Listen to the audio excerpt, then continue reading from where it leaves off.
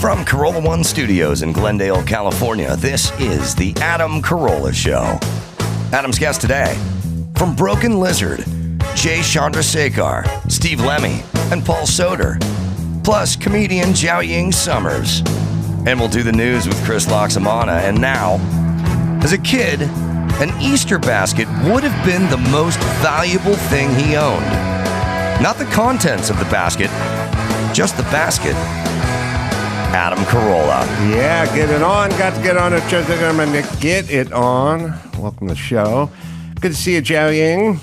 Hi, Adam. How are you? I'm well. Chris McSpada's hanging in there. Jazz got some stand-up dates all over the place. Hollywood Improv coming up April 20th, and then Cobb's Comedy Club, beautiful, San Francisco.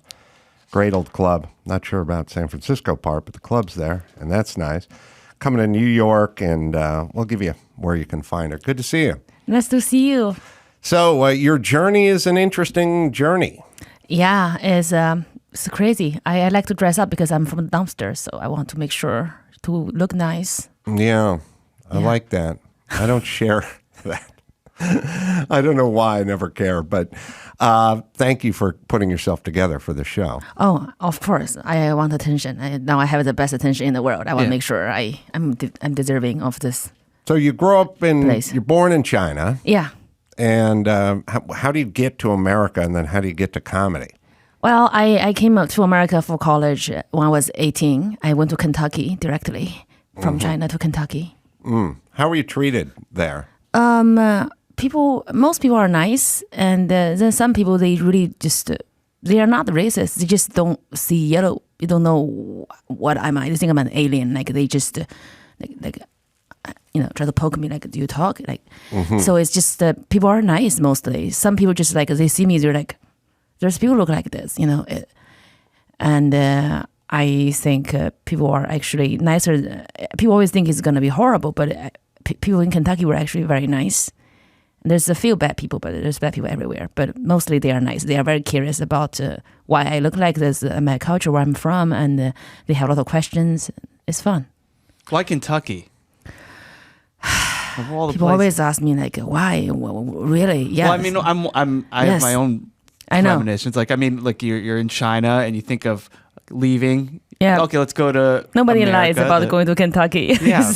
I didn't really pick Kentucky. I just want to come to America. And then my mom didn't want me to come here, so I had to apply schools by myself. And I need a visa, and you need an offer to get a visa. So I got the first offer from University of Kentucky. That's why I went there. I really wish to come to LA or New York. What was China like growing up? It's very sexist, and women. I was born in the 90s, and that's the one-child policy. So I was almost discarded at birth because my penis was missing. I may have found it. That's hard. Yeah. So did they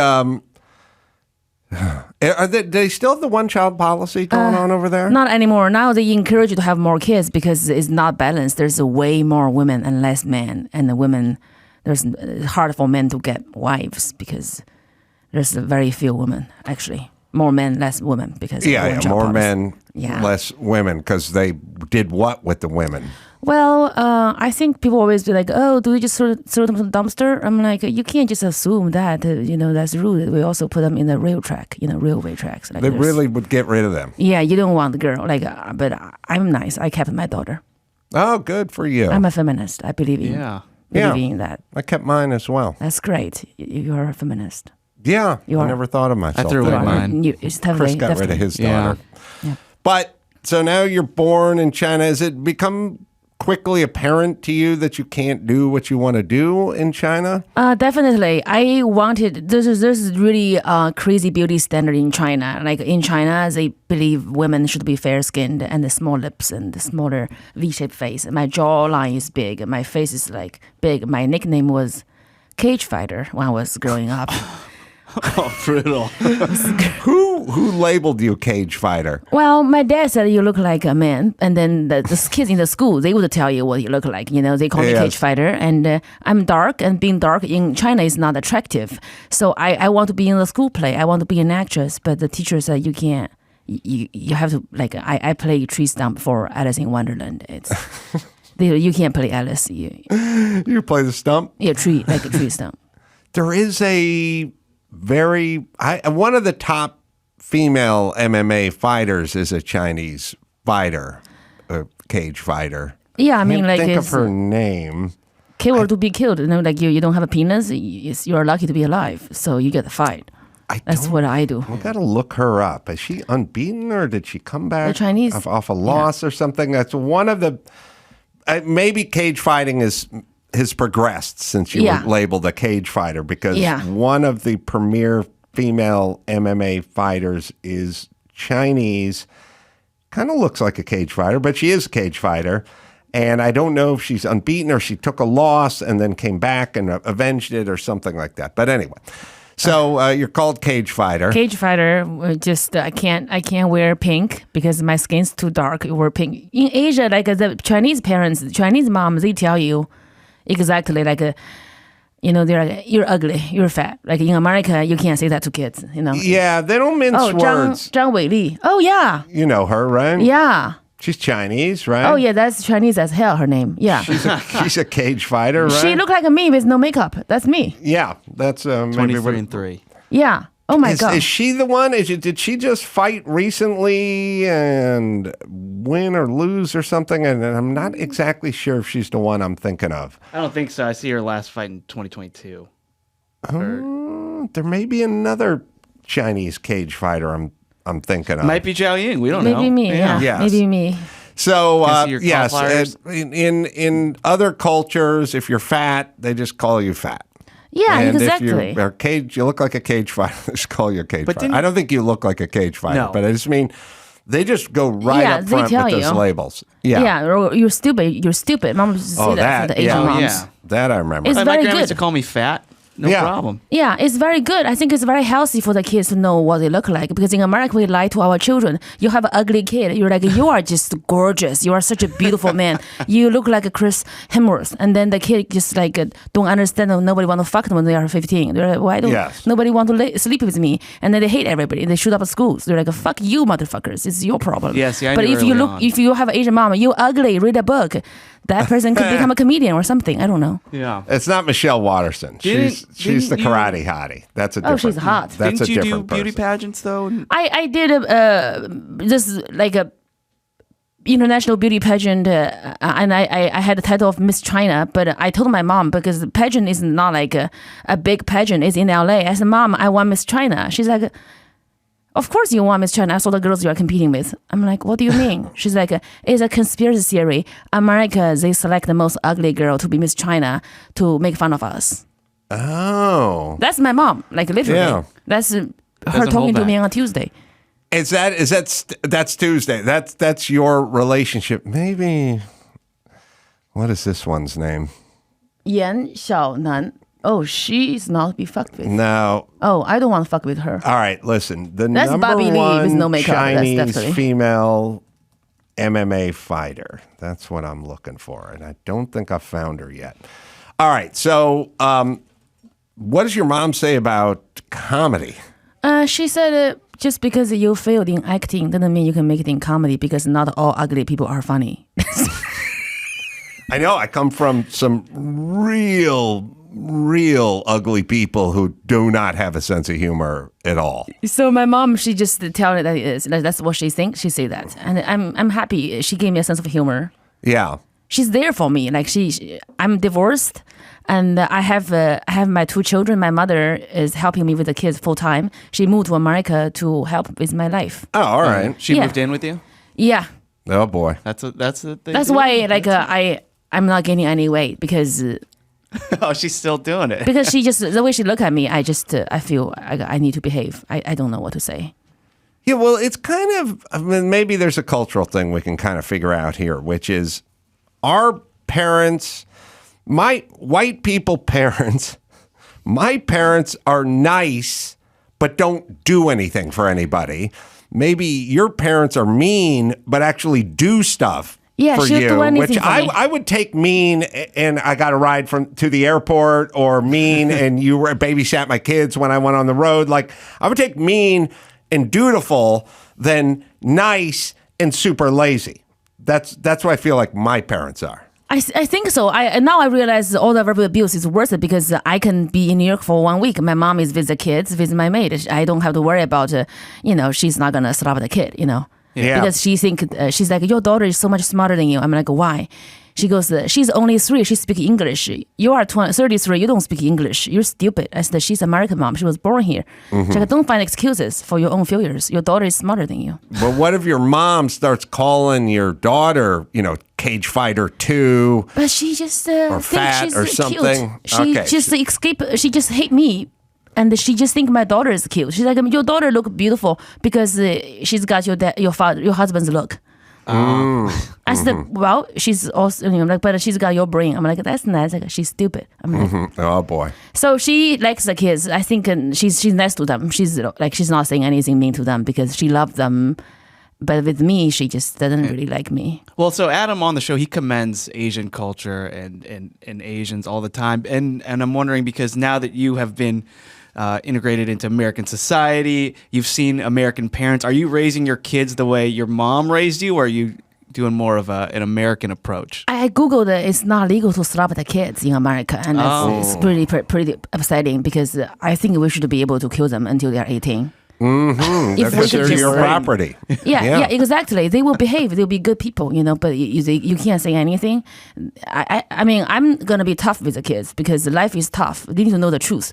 My son needs to know that he has to study hard in order to get laid. He just need to know that he's not really bright right now. I don't know. My daughter is smarter. My son, he was bringing me coffee. He's like, be quiet. Shh, shh. Don't burn my mommy. Shh. Oh, he's talking to the coffee. Telling Shh, the coffee. Instead of like, Yeah. he's confused. I get it. How old is he? He's 4. He might be a lost He may cause. grow out. Yeah, I hope maybe so. throw I the hope towel so. in. Yeah. All right, number 1, Chinese MMA on the roster fighter, not her. Liang Na. We have the. I bet it is saying. Do you think it's the first one? The highest. She has short hair. she comes That's up the her. most. That's Oh, her. She just She fought on her is- wiki. It says her last fight was November. She's Wait a minute. She got hot. 8 losses? No. What is her? 8 wins by submission. So Oh, that's it. Yeah, she's I can't 23 read and from- 3. Oh Yeah, my I think God. that's her. Okay. Yeah. So there you go. See, that's what I look like when I was. Yeah. A country woman. Yeah. She could win a beauty pageant still. So I'll put the figure on her. Yeah, she's. we just got off the road doing shows. We drove. What was we had an odyssey.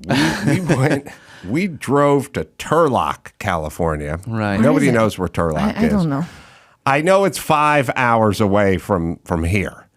So I got up on Friday and decided we're not flying into San Jose. Is that where we're going to go? Our plan is to fly about an hour and a half north of Turlock and drive down. Yeah, but by the time we come here and go to the airport and go through security Get the and whatever, it rental was all car. get the rental car. I said, let's just drive. So we just drove. You are lucky I wasn't driving you. Oh, really? Well, I don't know. yes. It's an ugly stereotype, It but you're is. not a good driver. I am not the worst. I can parallel park. It's just I scare people when I drive because I'm very aggressive. Oh, Oh, good. it's the opposite. I don't of look what like I'm just very aggressive. I'm just I have to be very aggressive to survive. I'm like, I don't know. I'm like a snake. Like not in a bad way. Just I have to take care of myself because I'm by myself all the time. I came here by myself without the language. Don't speak English. Don't have my parents. Do you get I road rage? I don't say anything because I just kind of cut people off. I'm really aggressive when I'm driving. There's a lot more Asian representation going on these days. 'Cause I was just watching Ali Wong Beef. and Beef. Netflix. The other She likes money. literally last night. the movie. Yeah, and it's Yeah. like it's all pretty much Asian cast. Yeah. Asian road rage. Asian road rage. Yeah, that's what reminded me of this. So we drove in. We just drove straight to the venue, right? Right. Yeah. You called me that morning saying we're not flying, we're driving. We're driving. Yeah. I stand by that call.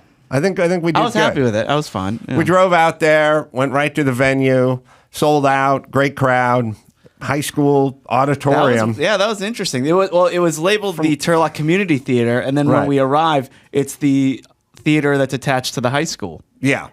So And no booze. yeah, you would have been, if they did a production there of Cinderella, you would have played the stump. I know. in that venue. Yeah, I will. And then did the show, great crowd, and then finished the show, and then did a meet and greet, and then drove to Fresno. Right. Oh, Fresno. I know that. I heard that before. Yeah, people have heard of Fresno. If you don't feel pretty in LA, you drive there. That's right. Everybody's Yeah, hot sure. there. LA, you guys are like a group of sexy motherfuckers. We're the thunder from down under when we roll into Fresno. I take the my body shirt count. off before I get out of the car. Yeah. That's how it works. Yeah. Then we're supposed to do the show in Fresno. And tell me if you would have done this. I don't know. This may be a poor mentality, poor person's mentality. I have that. So Yeah, poor person mentality? Oh, yeah. Okay, so let's put it to the test. I said, what are we doing? I said, well, we're doing the show in Fresno on Saturday night, and we're done with the show. We're driving back to LA. And then I said, well, why do we have the hotel room for tonight? We're not coming back. We're leaving. And then reasonable people said, well, because checkout is like 11 in the morning, the show's at 8 at night, you like to go out, have lunch, have a beer, then go back to the room, take a nap, take a shower, get ready, Right, and then freshen go to the venue. You're paying for that 4-hour window. Yeah, I before the said, show. well, if we get a late checkout at 2 o'clock, then we'll just have 6 hours to kill between the time we leave the hotel and the show, and we're not coming back, and we can go to the venue and figure out a way to take a nap or something. So I said, scrub tonight. No, we're not staying here. Let's get our money back, and we'll check out at 2.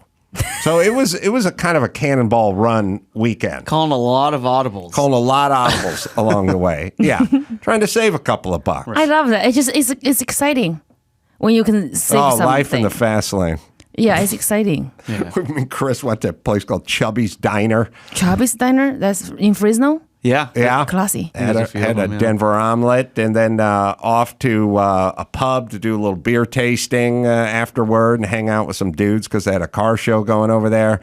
Then back to the venue to sleep on the tallest, skinniest sofa I've ever encountered. I couldn't tell if that was a sofa or a counter with that was pad on upholstered. it? Yeah. Oh my God. So then finished, drove back out here, got back home at 2:45 You look great. in the morning. Yeah. Yeah. You, Yeah. you travel. I mean, you're going to probably pass through Fresno when you go to San Francisco. I Cops will not Comedy be Club. looking at Fresno. Yes. Yeah. Do you go alone or? I go along. I'm very happy when I'm traveling because I'm not with my children. It's that's when you are happy. Sure. I am by myself for Cubs. It's sold out. Cubs just got it sold is? out today. I think. Oh, congrats. We have like 2 tickets left or 3. Oh, But that's it's awesome. technically- That's a technically big it's done. club. Yeah, it's like 400. I think. Yeah. Yeah, we should have a second show, but I just wanted to do one show. Then I can drink after. No, I get it, but why not add the second show? Yeah. Because you're already there. You've Yeah. done all the traveling. That's all just gravy. It's all. Yeah. It's all. I should think I don't know about if they it. have gravy in China. Gravy, I think we do. Okay. Oh, they call it lobster sauce. Right. Yeah. So the second show is where you make all the money. Yeah. You that's should true. add that second show. I should do that. I should be the cheap Chinese and calculate. And Yeah, drink after the show. yeah, I wasn't expecting to sell out 2 weeks before, so that's pretty Oh, nice. 2 weeks before, you got to add it now. Yeah, Tell your it's agent. exciting. Yeah, and be announcing it careful here.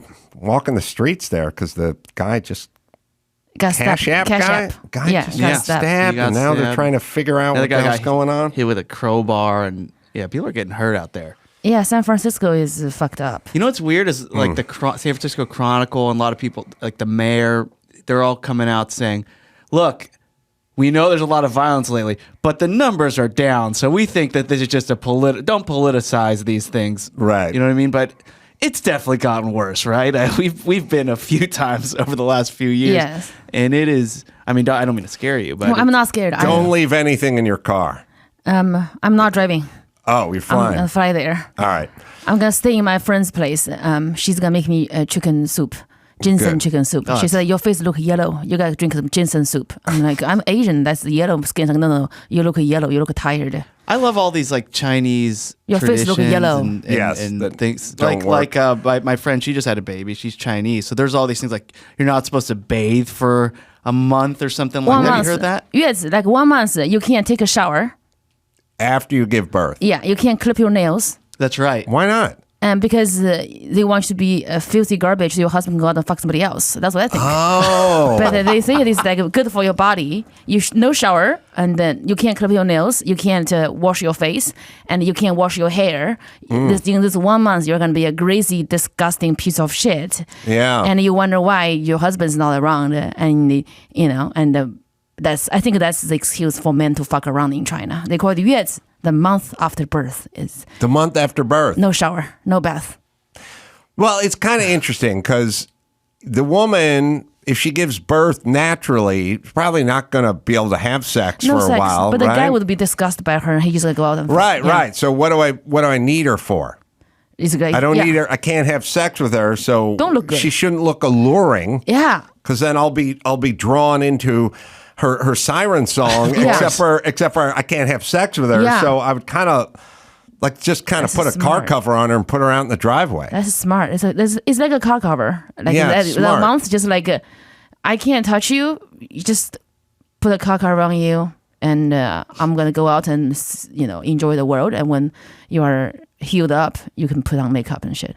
How much cheating goes on? Like who's like you hear like Italians have a reputation for liking their gumas, their girlfriends on the side, stuff like that. But you don't really hear it with the Swedes, maybe the French, you hear it. Like there's certain cultures. I don't know what goes on with the Chinese and the women on the side. The Chinese, like, how much money you have, what car you drive. Right now, the culture is like capitalized. Everybody wants money. It's just all about money because when a girl go on a date with a guy, like first date, how much money you have, what car do you drive, what work do you have? After we get married, do you give me one apartment or two? Do I have a car or two? That's what they are asking for because that's what they want. And then, the guy who has money is not going to be happy about it with only one woman. He's going to have like his side bitches. And those girls are going to get things from him, like apartment or a car or, stuff like that. And then the woman is going to find out cheating by the expenses. Ah, And that's she how wouldn't they even find care out. about his fucking somebody else. She wouldn't care as Yeah, it's long like as a- she had her stuff. Yeah, but like if the more stuff is getting, if like the side bitch, the pussy's so good, she's getting a better apartment, a better car. That's bingo. Like something's wrong. Let's fix this. So if you get the Lexus and she gets the Toyota, it's fine. Yeah, But it's if like you a- get the Toyota, or if you get the Honda and she gets the Acura, you're fucked. No, that's not gonna. Yeah, it's not gonna work. Or the Nissan and the Infinity. See, I know car brands. All right, make sense of this dream. Tell me if you think it was Yeah. what it says. I just had this dream. Oh, I'm so good at it. Oh my god. I literally just woke up to this dream this morning. And then a weird coincidence after that. And here's a better, okay, so I had a dream last night that I was outside at my house, but it was like an old house I used to live in. And then Jimmy Kimmel came over because he had found some old archival stuff from when we used to be on morning radio together, from the Kevin and Bean show. So then he brought it over and went, I found this stuff and, you should check it out. And I said, oh, okay, thanks. That was thoughtful of you to do this because he is that kind of guy. And then at some point, he saw my daughter and he wanted to know if she had some supplements, some like vitamins or something. And I said, no, she doesn't. And then he started yelling at his assistant, you better go get her some of these vitamins. And then the assistant started yelling back at him. And then they had a big shouting match while I was sitting there. And the assistant on his feet weren't wearing shoes. But someone's got to come up with this. And Dawson, Ben, you're going to provide a picture because I don't know if you're going to know what this is. You know what a Boda bag is? What's that?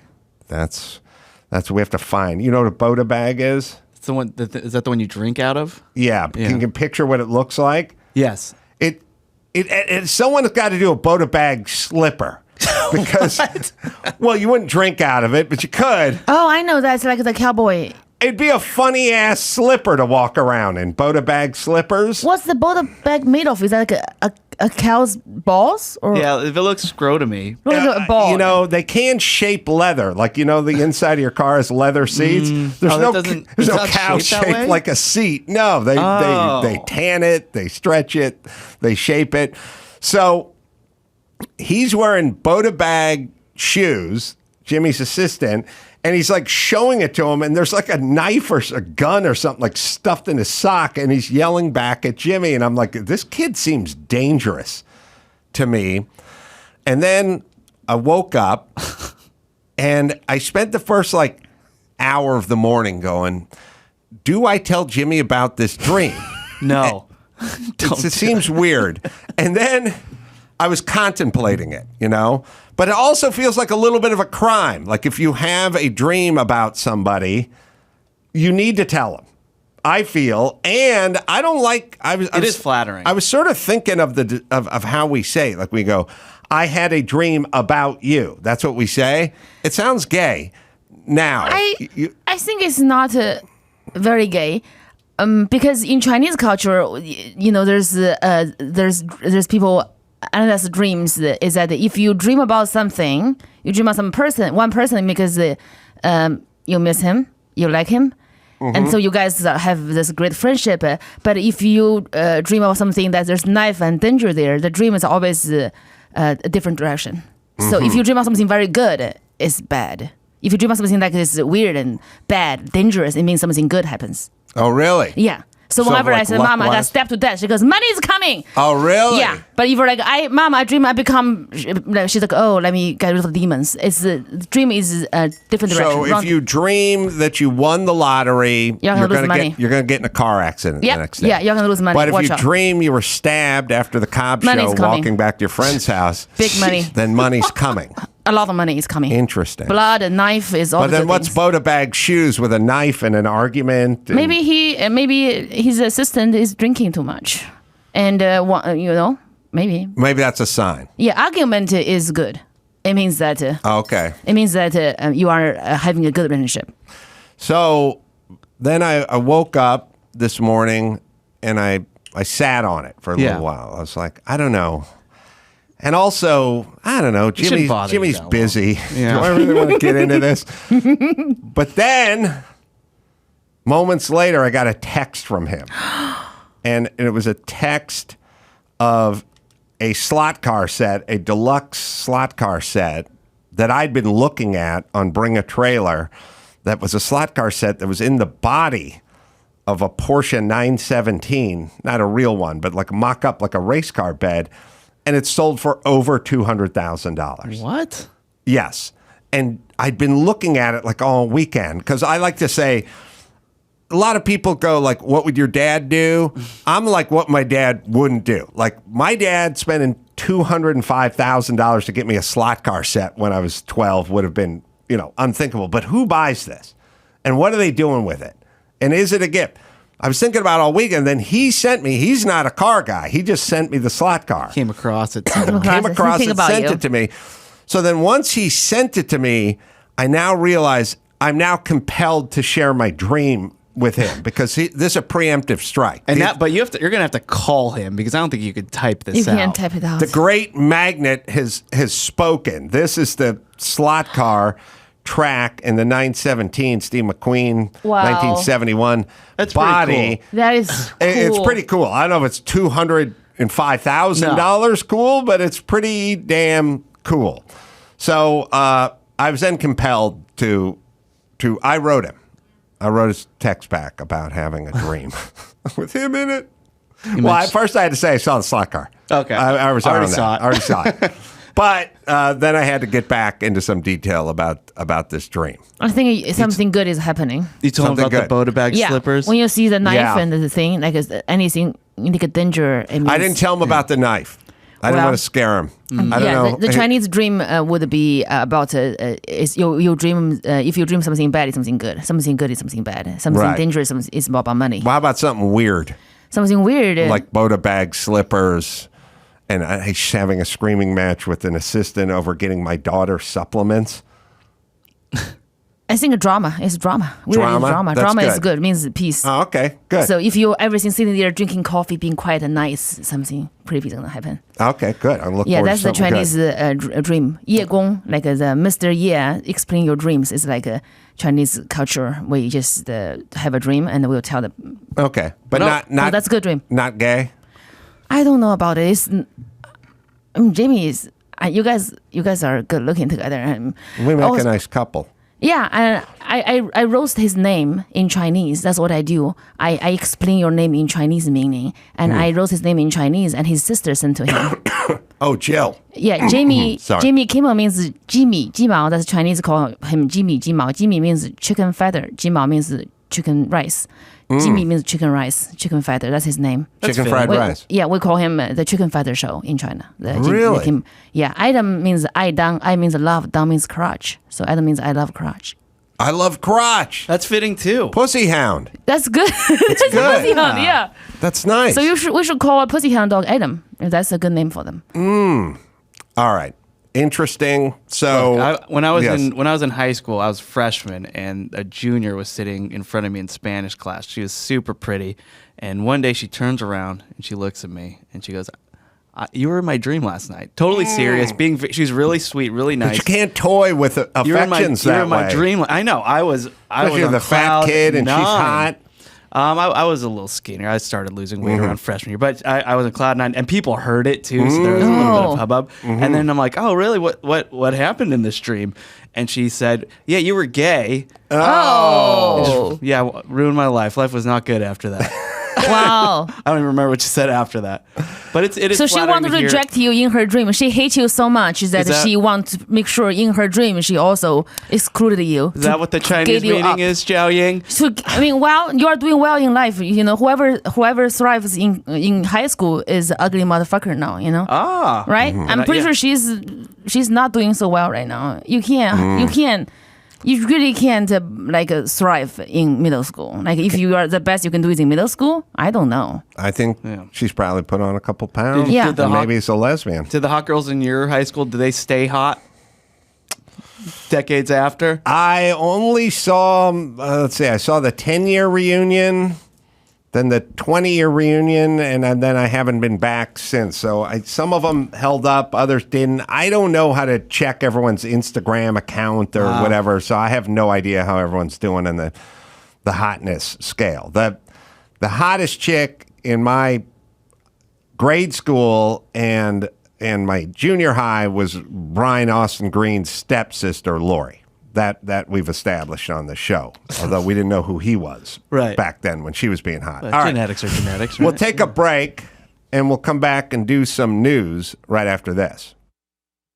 Electric e-bikes. Oh, man, love these guys, especially the all-new Expedition by Electric e-bikes. It's good.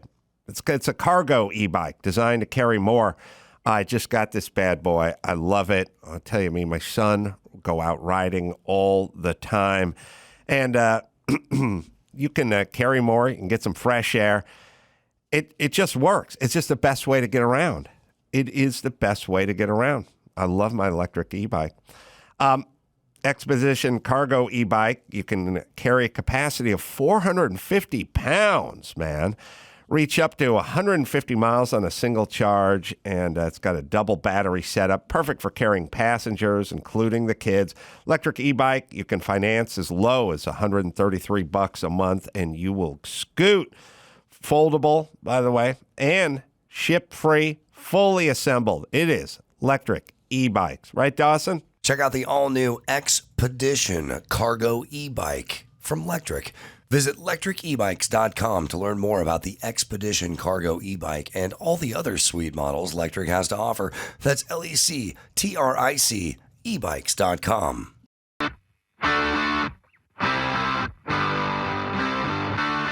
Whenever I try to write some abortion jokes and I tell it on stage and it bombs, I really wish I had a plan B. That is a dad joke. Just kidding. We don't know who the father is. Abortion is the only time I would let a doctor to pull out of me. Jiaoying Summers is on the Adam Carolla Show.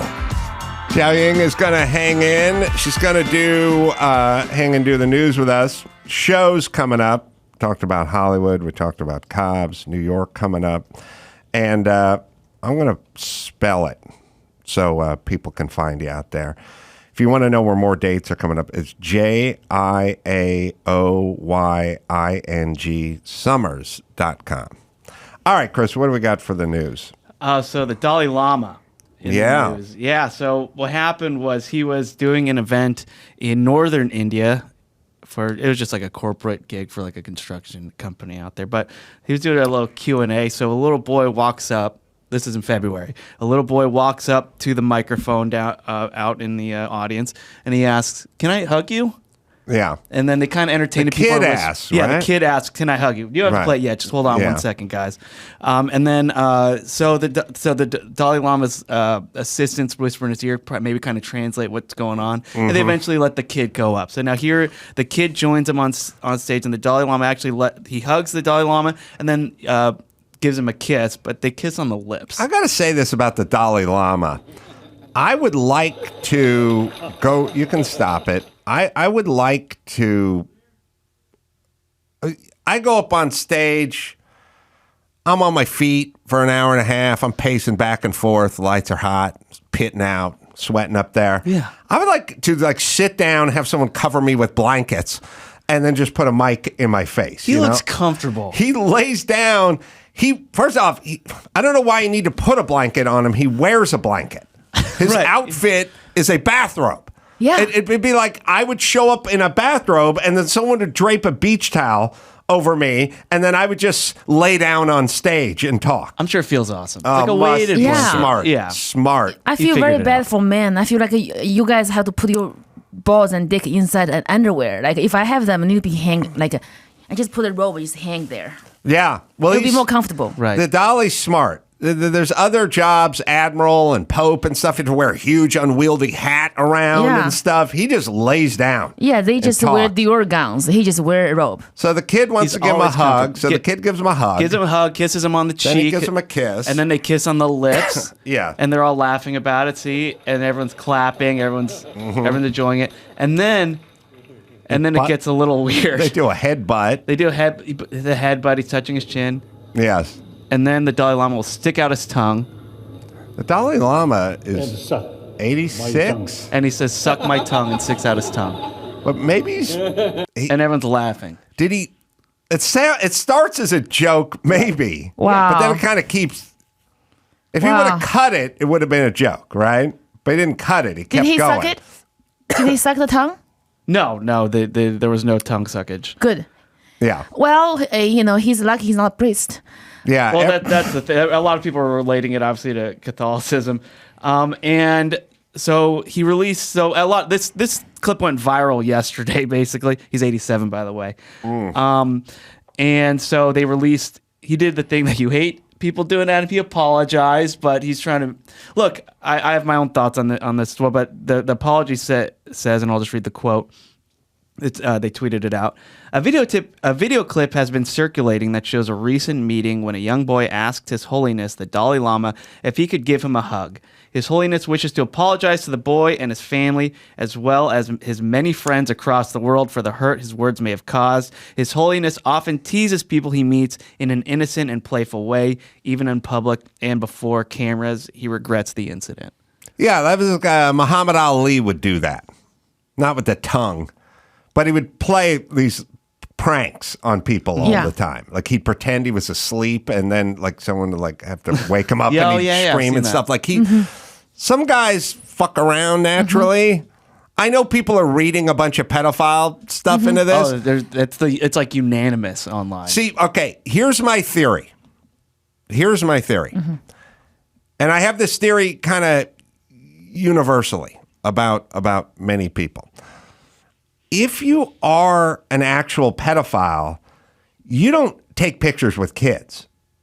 You Right, you avoid them. You can't. Sometimes people will go, that guy's wife works with that good-looking dude, and there's way too many pictures of them hanging out, having a good time, and partying. I think those guys are having I go, if they're having an affair, they don't have those pictures. Right. Yeah. You don't do that. If you are that, you know what I mean? Like, if you are a pedophile, it's like you're struggling with it, and you have a secret, and you don't want to be found out. Then when a 7-year-old boy comes in front of you and people are filming, you don't go, let's see if I can get some. Like you pedophiles go, get that kid away from me. I love ladies. And then later on, circle back, find him in the men's room. Right. Minus the cameras. That's my thought in general. That's kind of my thought too. It doesn't seem like there's any sort of malicious or any intent or in any way. It does seem playful. It is weird. It is gross. Weird. It might be like something cultural. I don't know what it No, is. there's not cultural. My father never hugged me. My grandpa never kissed me on my cheeks. In Asian culture, hugging and showing affection is something we don't do.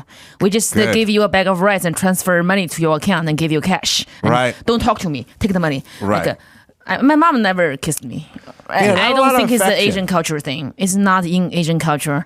He's a playful man, but I just stuck my tongue. It was too far. This It's is weird. I It's look, Kissing it's- the lips is. It was It's- too far, but so- I don't think that it was like, and there's any sort of pedophilia. I don't think I don't label we either. need to Well, give him. I don't feel Listen. he's a pedophile. I agree with Adam's theory. if you make it to 86 and we don't have credible charges, that's a pretty good pedophile run. Yeah. Right there. You know what I mean? If you're a high-profile person, you make it to 87 years of age, and we don't have credible charges. Yeah, and Then so that's many probably people, not your thing. Like so many people hate Dalai Lama. They would do whatever it takes to destroy him. There's a lot of people hate him, and if there's anything they can use to destroy him, they would. He's find it cold. 87. Yeah. Yeah. The Golden State Killer, 77. When like so, yeah, it is weird, but everybody's been talking about this clip and now they're bringing up some of his past controversies. Like in 2019, he said if a female Dalai Lama should succeed him, she should, quote, be more attractive. That's funny. Yeah, I think Than it's a him, funny joke. right? Yeah. That's not a I think it's funny. This is one of those things that everyone gets whipped up about. We do a lot of this in our society. So we have these stories. We go, Dalai Lama's a pedophile. Yep. Those high school kids were harassing a pod of dolphins. What about Cecil the Lion? Some dentist shot a light. It's like, yeah, okay. We like to All get right. riled Who up. gives a fuck? Chill the There's fuck real- out. The dolphins are lucky they are not sushi right now. Like, That's come on, right. chill the fuck out. Yeah, I agree. I agree. Fuck out. I think it's a lick in the tongue. Is Dalai Lama trying to be funny, but he failed. It's like somebody Yeah, tried to try a exactly. new joke. It was like, Yes. that's a cringy bitch. Like, that's a stupid joke. Yeah. Yeah. He just tried to be funny and goofy, but he just failed. That's exactly what happened. I'm with you. Yeah. All right. So there's also a thing going on in LA. So we've talked about this before, the hostile architecture. Like they'll put on benches, they'll put spikes on them, or Spikes? so people can't sleep on them, or they'll put like things. They don't put spikes on benches. No, they're like there's some spikes and Well, you got to be able to sit on the bench. oh not sorry Why put a bench? Why install a bench? You're going to put spikes You're right. on. No. What they do is they'll put like a center rail, Right. so you can't lay down and spread out on it. I'm thinking of like ledges, the- not benches. Sorry, it's like Yeah, some the ledges. the and things like ledges that. have. Ledges. They'll put speed bumps. Those are for like skaters and No, people but they'll put sleeping stuff on like stuff. on top, so you can't sleep Yeah, on the ledge. yeah. yeah, things like that. So Oh. yeah, but those are the rails. So anyway, so But if you now are skinny, you can put your body in the middle and sleep in the middle and you can be secure. thread it. Yeah, Yeah. makes if a you hoop. can do that, you Right. deserve to sleep. I Yeah. agree. So hostile and defensive architecture. But now there's a new kind that's happening in LA, and it's like audio hostile architecture. That's what they're calling it. Yes. So they've been describing it as psychological torture. So LA's been blasting loud classical music in train stations in a bid to reduce crime and prevent homeless people from loitering there. All right, I told you last week, crazy people and dumb people hate classical music. That's I was saying backup beepers should be replaced with classical music because dumb and crazy sad, people too. who are wandering around on the street hate classical music. All the dumbasses I know fucking hate classical music. Smart people like classical music because you can think to it. Oh, so you think it's an intelligence thing, like all the homeless people and all the people loitering? Well, and they didn't criminals. graduate at the top I of their know, class but over at MIT, or they wouldn't be fucking eating shit out of a trash can every day and sleeping with a fucking crotch full of their own piss. Yeah, well, My mom is very old. My mom's like, do you know why there's no Chinese people outside in the tent? I asked why. She said, if you cannot pay your Tesla payment tomorrow, I'll choke you now. Right. You die. you'll You never don't make bring it shame to tent. me and the dynasty. I'm like, you Right. sell soup, honey. You don't have a Chinese dynasty. Darwinism. Yeah. So what Who it is? wrote this article, though? LA right? Times. Right. LA fucking Times. And they refer to the homeless people as unhoused. they Fuck you enablers. Who wrote this fucking piece of shit article? Okay, because I read take this that thing. out. It drove me nuts. First off, let's be logical. How loud could you play classical music in a public space, like public transportation? You couldn't play it so loud that people that were using the public transportation had a problem with it, could you? Correct, and it's written by Jessica Galt. So, but that is the issue that everyone's saying. Hold on, It's what's that dumb shit's name? Jessica Galt, or Gelt, Gelt. What the fuck is the Times doing? They make problems worse because they take the side of the people that are dying and suffering in the street, addicted fentanyl, because they have some sort of retarded agenda. All right, anyway. So anyway, the reason they're playing classical, why they're saying is because it's royalty free. Right, you're hearing sonata, symphony, orchestra pieces, concertos by Vivaldi, All right, Beethoven, makes Mozart. sense, right. But also but they're saying it is the volume. So here someone took a video of it, and it's pretty loud. I mean, I know we don't have anything to compare it to, like anybody talking, but this guy just walking around. Yeah, it's loud. Yeah, so they're saying it's that classical music. It's classical music, and they're saying that it is around 83 decibels average, peaks at 90 decibels, which they're saying is about equivalent to a leaf blower. No, unless they're trying to do some retarded fuzzy math crunching here to make a point. Right. Classical music never fucking hurt anyone's hearing psyche. No, classical music has never damaged anyone. Even classical music played too loud, like they would play in a movie, for instance. Yeah. So this is only bad for people who are sleeping in the subway, who are junkies, not unhoused people. They're fucking junkies who are sleeping in a place that they're not supposed to be in. They're doing something that's illegal, and it's affecting them. Because how long are you supposed to be at a train station? Not very long. So this isn't supposed to annoy you, but it will annoy you if you're going to be there for a while. And that's what they're trying to weed out. Right. I have no patience for lazy people. Thank I you. didn't have a green card. I was working 9 jobs. I was cleaning the bathroom in a Japanese restaurant in Kentucky. You can't go lower than that. No, I was okay. If you are American, you have it's illegal for you to work and you are still homeless. Fuck you. Go to work. What else does this crazy witch over the LA Times say about this story? Actually, there's a civil rights lawyer named Scott Hetchinger. Oh, everyone brace yourself for this statement. I love me some hyperbole, and I do love to play the game stupid or liar. But these people, they write for the LA Times, or they're civil rights attorneys, so they really can't be stupid, and this is where the lie kicks in. Well, the quote that I have is, quote, "This is despicable. It's sonic torture of people without homes in LA." Yeah, but you don't look. If you went to my living room and I was playing Steely Dan too loud, you could call it sonic torture. Except for you're not supposed to be in my fucking living room. Yeah, You're supposed to be in your living room, you fucking idiots. Sonic torture. Oh, by the way, it's despicable. Playing classical music in the subway is despicable, according to this fucking retard lawyer. It's a mess. But here's the whole thing. This asshole lawyer, the witch from the Times, you're the reason why the problem keeps getting worse, because you're defending people that are out of their mind on drugs and psychotic and need help, and you're calling them unhoused. and they're complaining because they're saying, "Look, this isn't the answer. We got to get to the root cause of the problem." The root cause that you won't let anyone ever get to. Right. Oh, okay. Hard hitting. But at least you get your classical music. I think it actually increase their IQs. I think it's good for them. It does. It increase their IQs. I bet. It's like they make a Picasso painting too big on the graffiti on the wall. It's bad for their eyes. It's just like, what the fuck?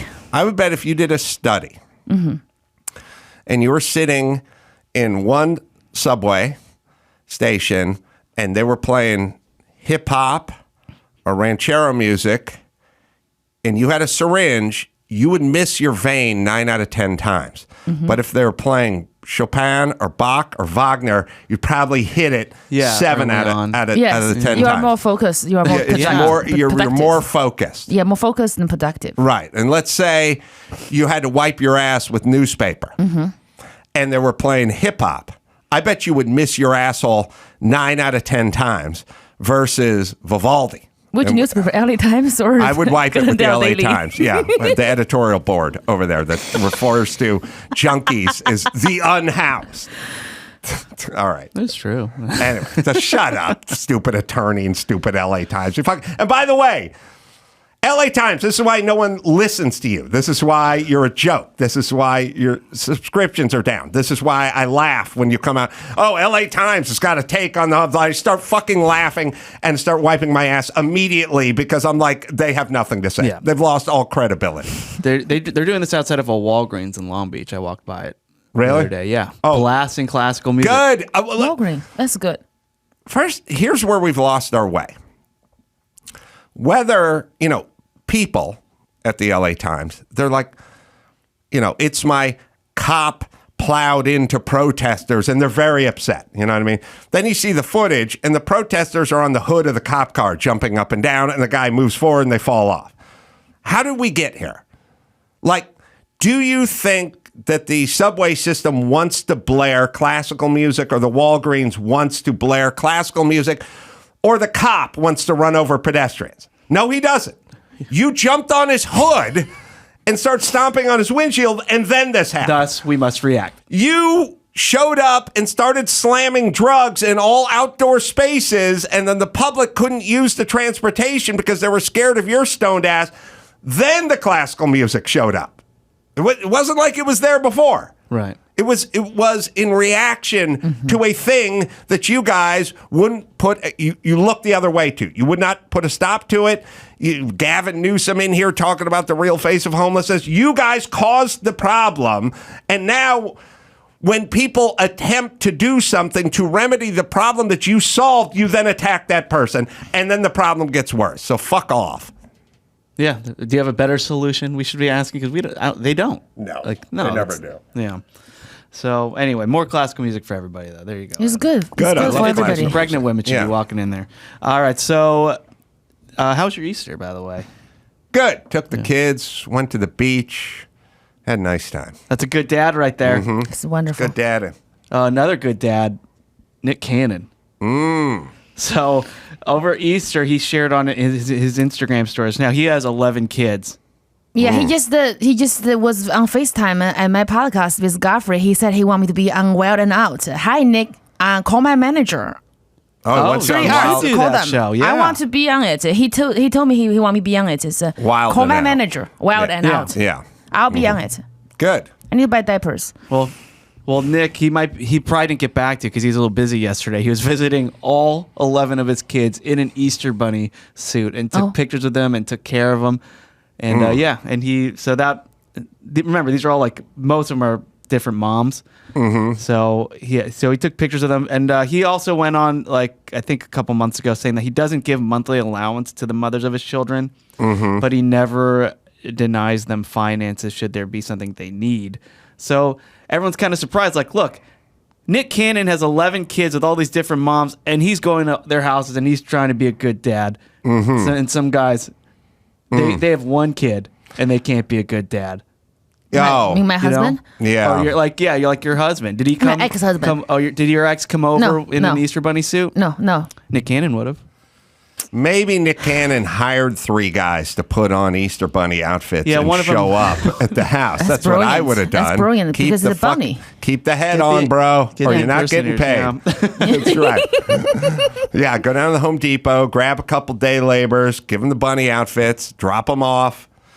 I don't know. Like, I have no hate for Nick Cannon. I mean, I don't like people that unnecessarily populate the earth. But on the other hand, if that's your thing and you're taking care of people and you're being responsible about it, I'm no judgment. Yeah, Nick Cannon would have been terrible in China in the 90s, right? They would have hated him for what he was doing to the population. I mean, as long as it's boys, he can keep them. Yeah, but they're going to be pretty dark. Oh, that's the China. That's the China problem. doesn't like Chinese people can't be dark. Right. But they dark think of people Beyonce. be dark? Yeah, they think of Beyonce. Like Beyonce is gorgeous. In China, even Chinese people are like, oh my god. Oh, yeah. really? They think Halle Berry is gorgeous. But if you are Chinese, you are darker like me. They ask me to go back to Africa. I'm like. Really? Like I'm not from there. I can't go back there. Like Can't say the that here colorism Yeah, is we so don't bad. Say that. Yeah. Colorism is so bad. Like before COVID, I cough. It's like go, God bless you. Now they're like go back to China. After I cough. So it's just like a sneeze or whatever. What I'm saying is like the colorism in Asia is insane. There's bleaching product. People bleach their skin. Yeah, India too. In India, it is right? just crazy. Philippines too. All we do in America is, it's kind of interesting. America's this way, like California's this way too. And Los Angeles is really this way.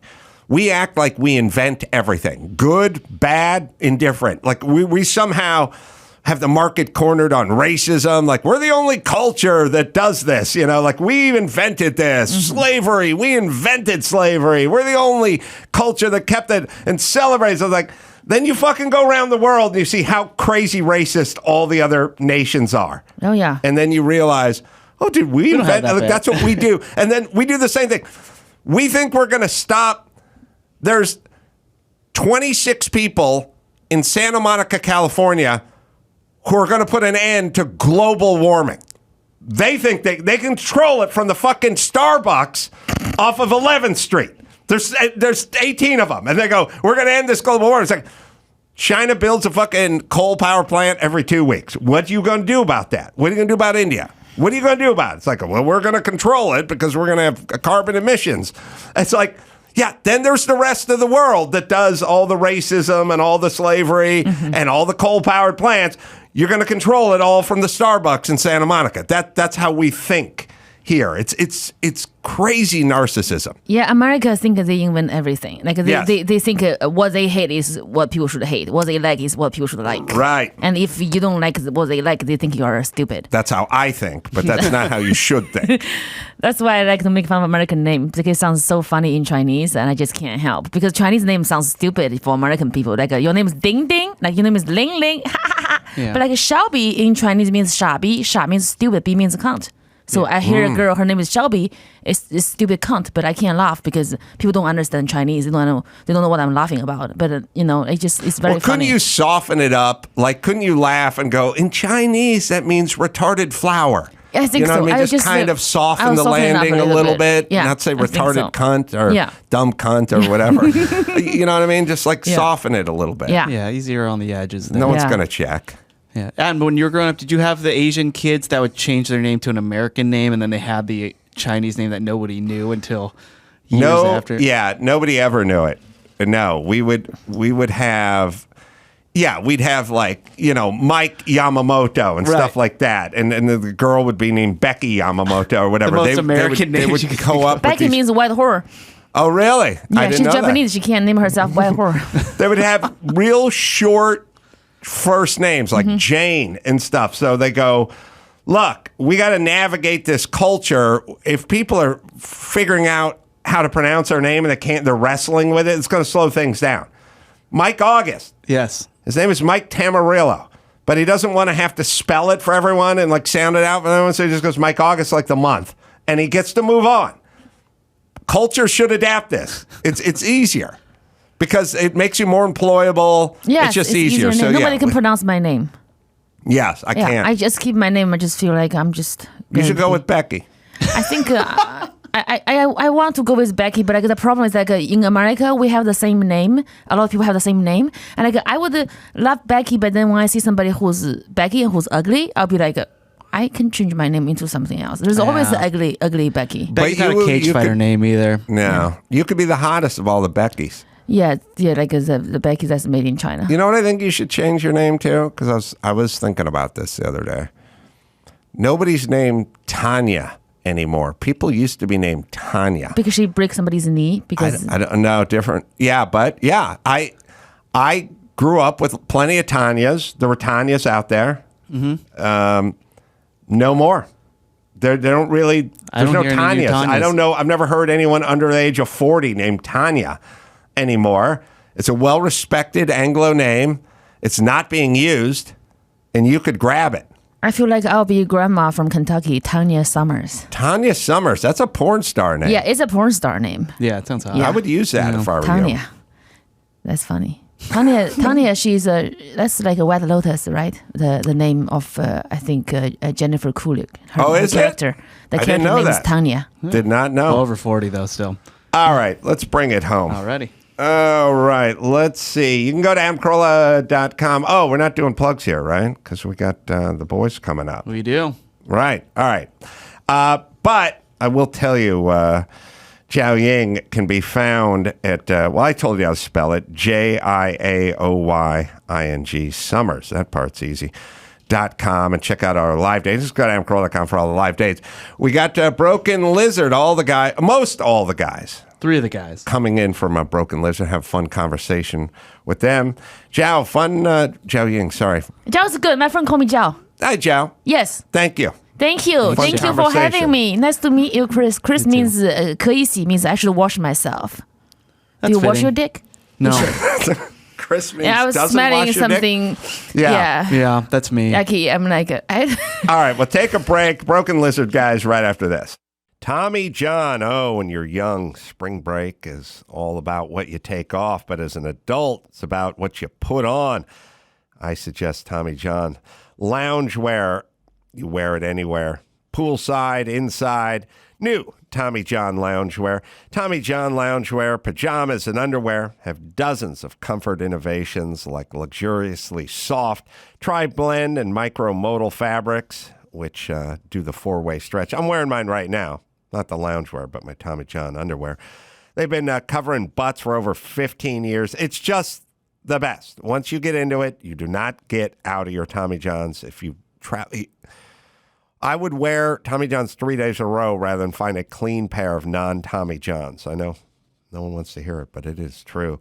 It's the best pair you'll ever wear. It's free. Guarantee. Am I right, Dawson? Shop Tommy John's colorful new spring designs at TommyJohn.com/Adam and get 20% off your first order. Save 20% right now at TommyJohn.com/Adam. See site for details. All right, Broken Lizard in studio. Jay Chandrasekhar and Steve Lemme and Paul Soter. Or Soter? Soter? Yeah. Soter. Yeah. Soter. But in studio, Quasi, the name of their movie. It'll premiere on Hulu this Thursday, April 20th. It's, we got everything to get into with you guys. But as I was looking down, and it said takes place in medieval France, first off, how'd you come up with this? Who came up with it? What's the plan? We were, we've been together since we were like 19 or 20. So we wrote, a couple of us were history majors at Colgate, and we were very comfortable around doing something like the Three Musketeers, which is sort of a historical kind of story. And Steve was working at a place called HMV, which is a record store in New York City, and he had a workmate who he did an imitation of. You want to do it? You're my workmate. I'm your workmate now, but then.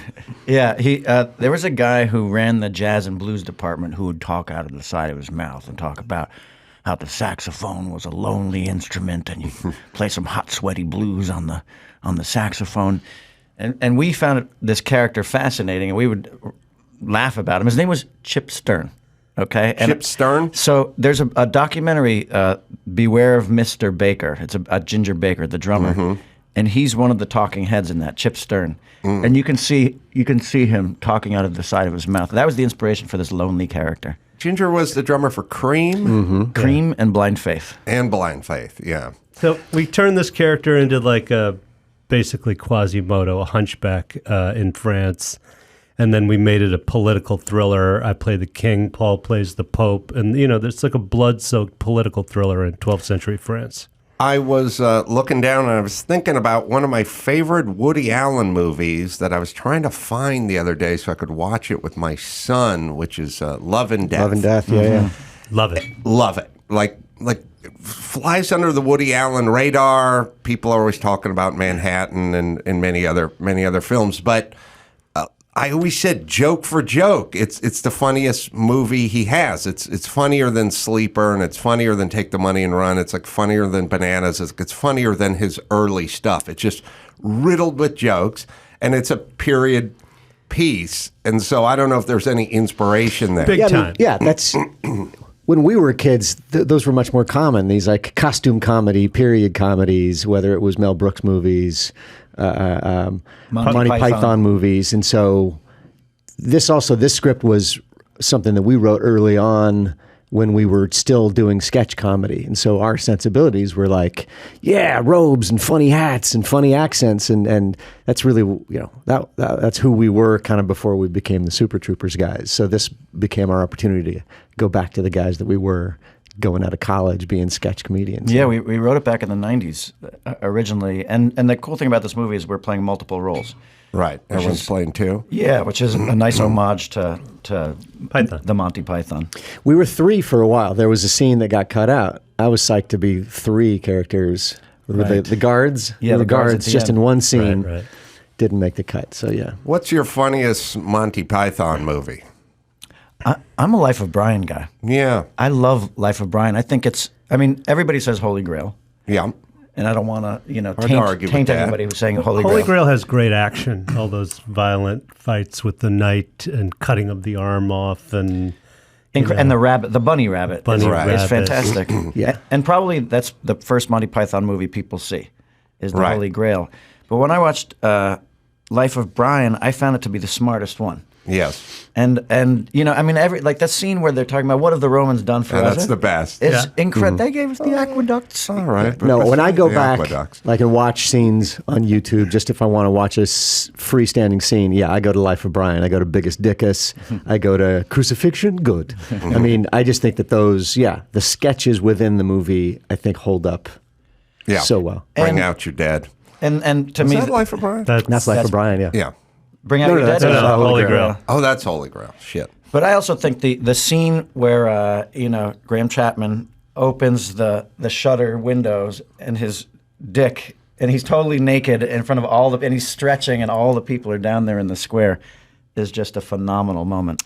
Yeah. It's John Cleese, by the way, as he explained to me. Oh, really? Please. As in cheese. Yes, it's not Cleese. And he let us say Cleese our whole lives? He waited until his 82nd birthday to start coaching people up, but I interviewed him and he told me it was Cleese. How was it to interview him? I got to tell you, I had a wonderful interview with him, and it was so wonderful then that when it was done, he contacted someone over here and said, that was the best interview I've ever had, and I want Adam's number, and I'd like to just reach out to him, personally. And then he never did, but several months later, I got a text from a guy named John Klaus, which immediately I went, oh, because John Klaus is the guy who brought his dog over to my house when I wasn't home and took the cup that I use that says "Do not touch" set on top of my cooler, my water cooler in the garage, filled it up for his dog and put it on the ground. And I remember showing up that afternoon. I went, why is my water cup on the ground? And no one could figure it out. And I was like, who would take my water cup, fill it up halfway, and then set it on the garage floor? And then I realized someone said, oh, John showed up with his dog. And I was like, wow, I wish I had that kind of chutzpah. It wasn't that I wouldn't have done it. I just wouldn't have left it. Yeah, yeah. Right. Now, you think when he's 82, John Klaus will tell everybody it's actually John Klaus? That will be his.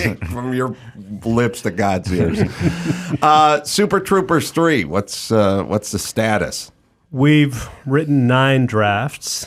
Searchlight, which is who makes those movies with us. Now it's Walt Disney's Super Troopers 3. Oh man. We're gonna make that movie. We're gonna grow those mustaches again. There's a wedding plot in it with Farva and my sister. Nice. Yeah. So when do we think we may go into production? Probably early next year, I would think. I mean, we're what month are we in? Jesus. I'm hoping for fall. We're writing. But that may be fast. We'll see. Yeah, we're pretty meticulous about the amounts of drafts we do. How'd everyone meet in Colgate? Everyone went to Colgate, right? We Kevin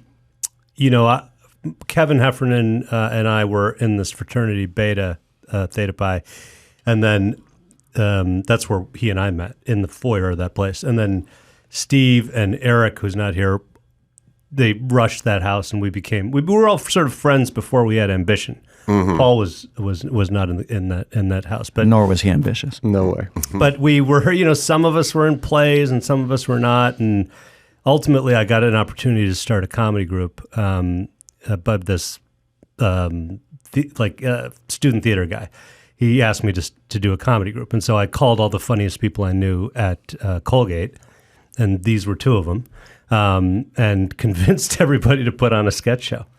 Did your parents, Jay, try to talk you out of comedy? Because I feel, as a Indian regular white dude, my parents are just sort of do whatever you want, just do it outside the house. Yeah. But there wasn't an aggressive push to get me to not do comedy. But I feel like you had a future. I was a highly rebellious child. Like, if you told me not to do something, you could guarantee I was going to do it. And they were clever enough to know that.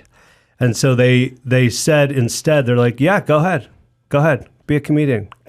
In their hearts, they were hoping that it would my ambition in life would get the better of me, and that I'd probably fail in a year or two, and that I'd go to medical school or law school. And they told me that recently. They're like, yeah, we kind of assumed you'd fail because there were no Indian comics in the entire film business. Yeah, there was nobody back then. So right? They were like, we figured you'd fail, and then you'd get, you liked your cushy life that we gave you, and you thought you'd probably pursue that, but you kept on having these little successes that seemed to keep you in the game a little longer. When was the first piece of success for Broken Lizard? I think it was. I mean, honestly, the first show we did in college, we did a run of 4 shows, and the first one there were probably like 25 people in the audience. And the word got out that the show was great. And, the next night it was sold out. And then the next night after that was standing room only. And then the final night they were turning people away. And I think that was an initial buzz right off the bat. And then in New York City, our first sketch show, we were 21 years old. All of our friends came down. It was a gay cabaret club in New York City, the Duplex. They were the only place that would put us on stage, I think because we were just a bunch of dudes. And all of our 21-year-old friends came and sold the place out of beer. And so they had given us like 3 Mondays to prove ourselves. And after that first show, they extended us to Saturdays also. And then after the second show, it was a summer run. And then after the third show, it was like a 2-year contract. And that was like, okay, we're starting to feel that we have something awesome going here. Yeah, so pretty early. But just enough to not quit, like Jay was saying. Never enough to feel like, all right, we've made it. And even after, we did a short movie, did festivals. We did a movie before Super Troopers, did festivals, and it still wasn't even. I mean, even like when Super Troopers was bought and was going to go in theaters, there was still a sense of like, all right, but is anybody going to go see it? Nobody knows who we are, and the movie didn't pop for a long time. So it really, I mean, it was like 2 years after Super Troopers before we were like, okay, I actually think that we can do this. And can live this way. When it was in theaters? It did okay, but it wasn't like the big sort of movement on that movie was like DVDs. This is when everybody you passed your DVDs around and you sat down your friends, and I think that was like the kind of like slow build grassroots thing. So it took a while. Yeah, I mean, Fox bought it for 3.5, and then it made 20, and they were thrilled because all their money was made back. They were very happy about it. But then the movie on home video has made something like $90 million. So it's off balance. Right. But I mean, did you guys see any of that money? Yeah, we did. Oh, good. We did. We had to, take him to court, and they were like, "Oh wait, there is an extra $8 million sitting there. We didn't realize." I have a couple thoughts. One is I was doing sketch comedy, but it was in the San Fernando Valley, so there was like nothing. There was like no culture. There was no nightlife. There was no audience. Like we just didn't. Trying to do sketch, like thinking back on like sketch and improv in North Hollywood in the 80s, early 90s, it seems nearly impossible. It's probably impossible now, but when I hear about New York and cabarets and friends coming out and stuff like that, it makes me feel like I think so much of it is regional. Like I don't know if you could go to Reseda and do sketch comedy in the early 90s. I mean, I think you're right. I think it has to feel like because we had so many Colgate people and because they drank so much alcohol, we were a valued act to the club. And when we were a valued act, the people like MTV would show up and they're like, these guys are hip. Right. And, and in fact, they came to our show one weekend and said, we're going to give a sketch comedy group in this town a show on Monday. And MTV did. Yeah, MTV. And they saw us on What year was this? 92, 3. Yeah, maybe. Yeah, right. Yeah, 92, 93. And so we killed on Friday. I mean, we just absolutely murdered. They were in the room. It was like the perfect scenario. On Saturday, they went to see The State at their show, and they must have killed more because they gave him the show. Right. And we were like, oh, boy. I mean, at the time, there was Saturday Night Live, there was In Living Color, there was Kids in the Hall, and now there was going to be The State. Right. And we were like, we could keep banging our heads against the wall and try to get another sketch show, or we could do what we always wanted to do, which was become Monty Python and start making movies. And so we did that. Well, because that was an interesting period of time too, because independent film was popping right at that moment as well. Quentin Tarantino and Spike Lee, Rodriguez, Kevin Smith. That was happening simultaneously. Linklater, Steven Soderbergh. Soderbergh, yeah.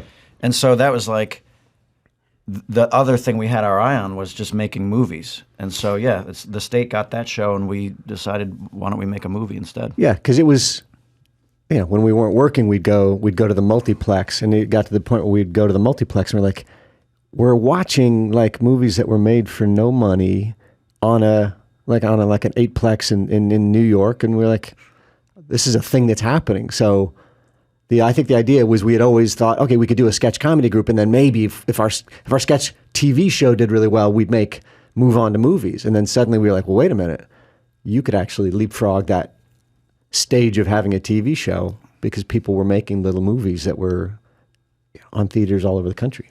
I was thinking when Jay was talking about no Indians in film or comedy really to look up to, it struck me that Peter Sellers may have played an Indian. And in The Party, in a film that I saw and was like, that's fucking hilarious. Like, I think his portrayal of an Indian was, in my view, pretty goddamn good.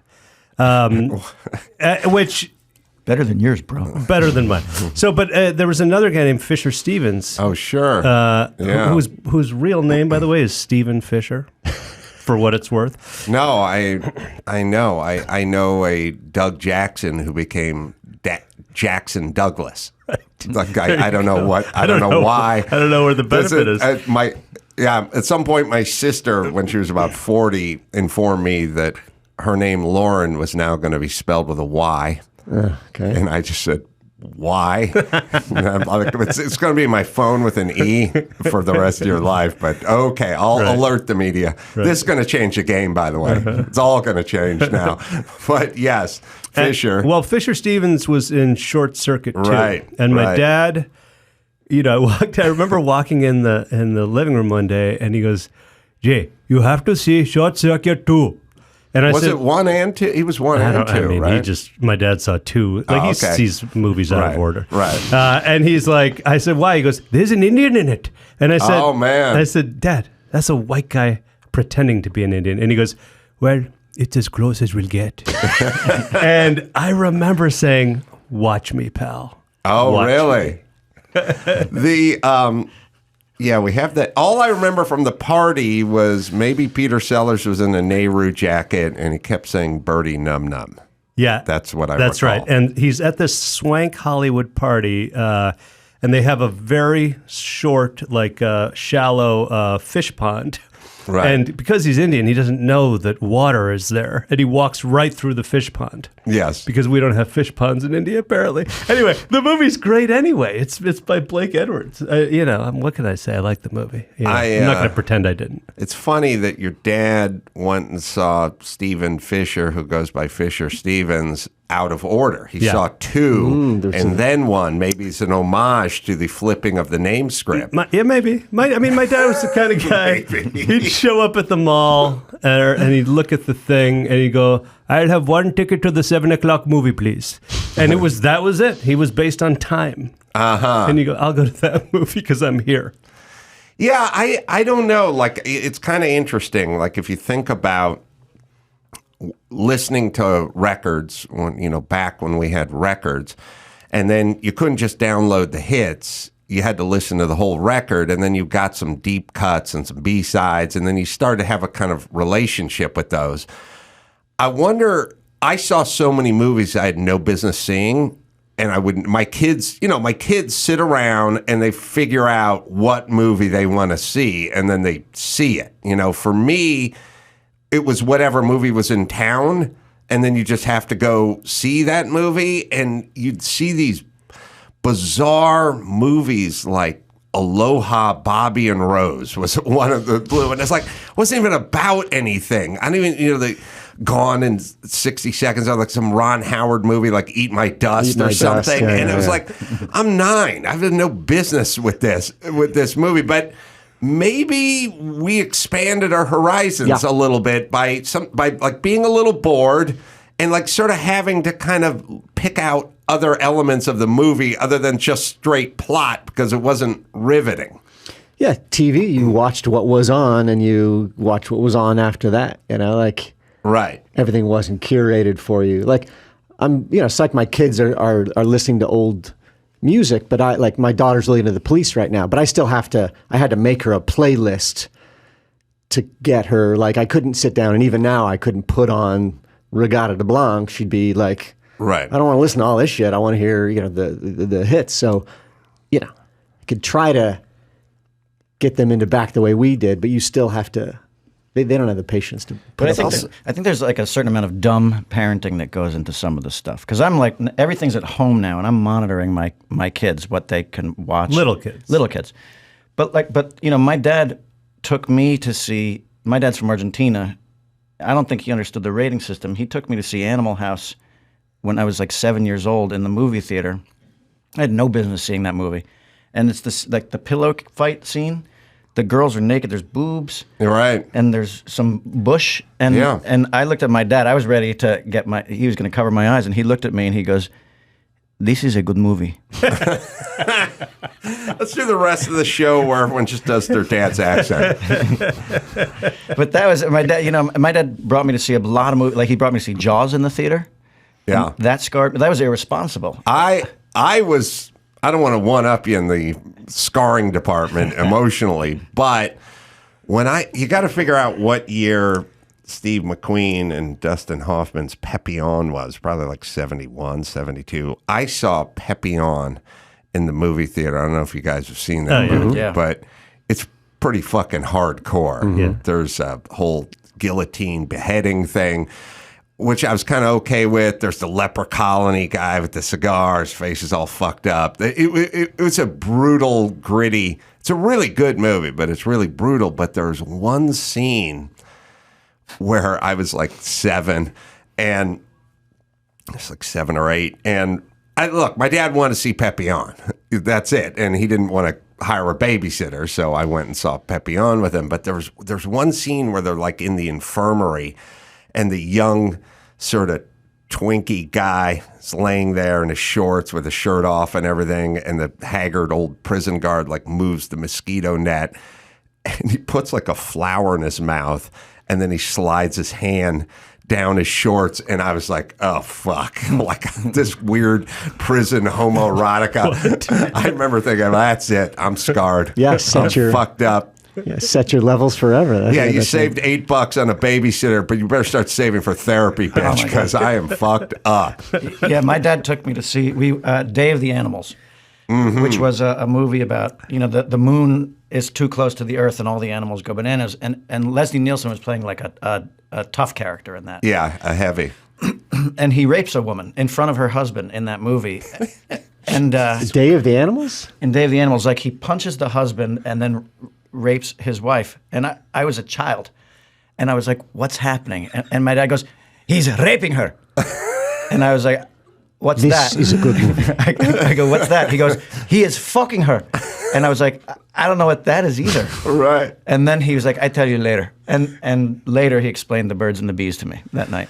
We have, what do we have? Birdie Num Num? Or Peter Sellers is the first Indian-born actor. Oh, that's right. Yeah, they put the dark face on him. Of course. Yeah. Of course. When I was growing up, we had a couple of Indian kids in my Walter Reed Junior High. Maybe Ayaz Sheikh was one of the guys. I don't know if he was Indian or not, but we couldn't really figure out. Like, we didn't really know Jewish. We sort of had white, black, and Mexican. And if you were from Guatemala, you were just Mexican in our world. Sure.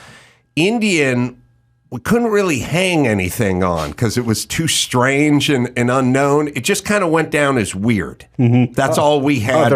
All we had for Indian is weird. We didn't have even stereotypes or foods or anything. We just had sort of, that guy's weird because he's not black, he's not white, and he's not Mexican. Right. Did you feel any of that, or was there like an Indian community where you grew up? There was no Indian community where I grew up. It was basically all white kids. And I figured out, they had these running races in my neighborhood. It was like inside of a gate, but it was like, it was like this place. It had a club. Where was this? It was in suburban Chicago, in Hinsdale. Mm-hmm. And my dad would enter these. It was basically an Olympics. They had tennis and whatever. And he would win the tennis, and he had a running race, and he was the fastest guy in the neighborhood. And they called him the Rabbit. Mm-hmm. And my dad was, and I could see all the accolades he got from being that fast. And so I was like, sports, that might be it. And so I was actually the fastest guy in the neighborhood, too. And I was the fastest guy in my grade school, fastest guy in my high school.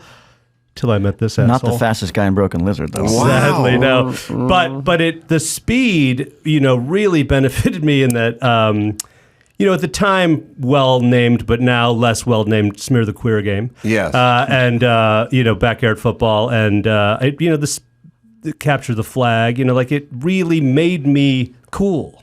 Speed for, young boys is sort of like tits for teenage girls. Like, it's kind of God-given, but we all really worship it, and it's just status. Like, anyone who has a young son, from the age of 7 to 12, all you do is talk about which friend of his is the fastest. It's just a weird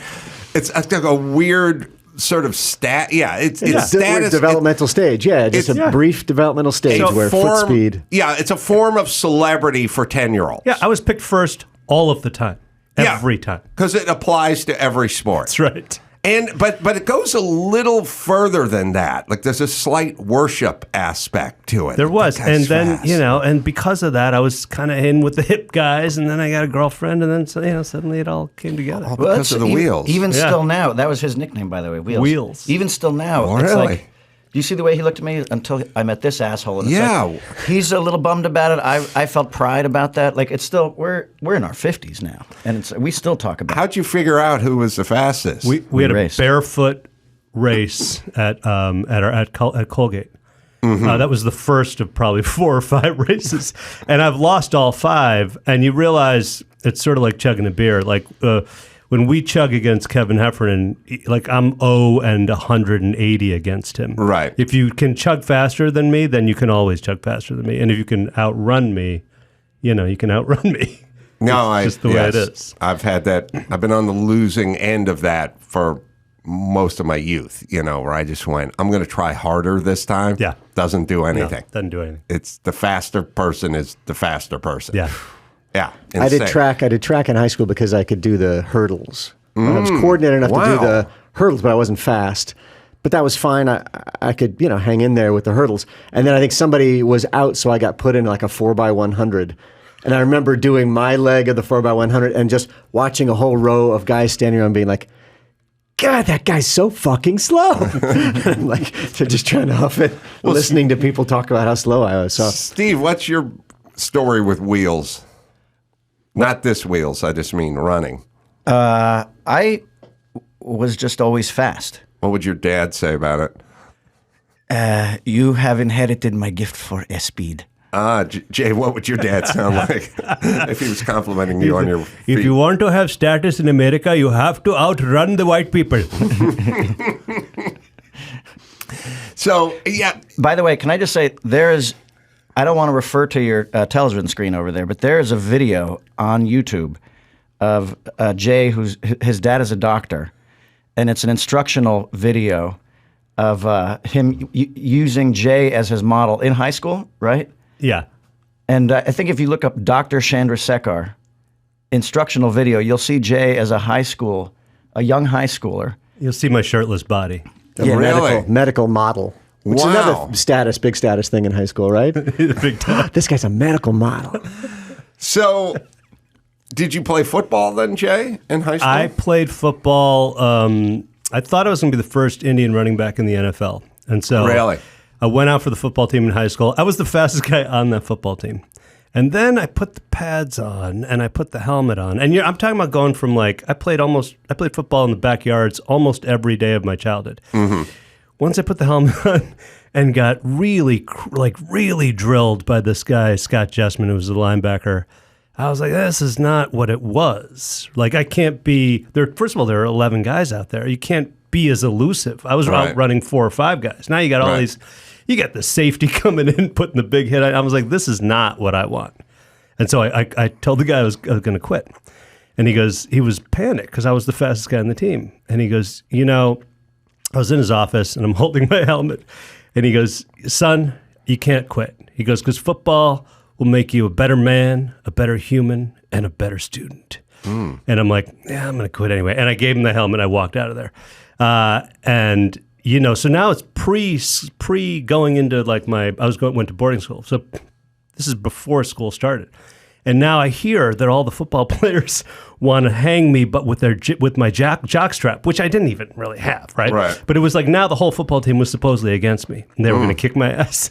Wow. And now I'm coming back into the school, and my sister is a senior, and she hears about it. She goes, "What's going on?" I'm like, "I quit the football team." And she goes, "But they're going to beat you up?" And I said, "That's what I hear."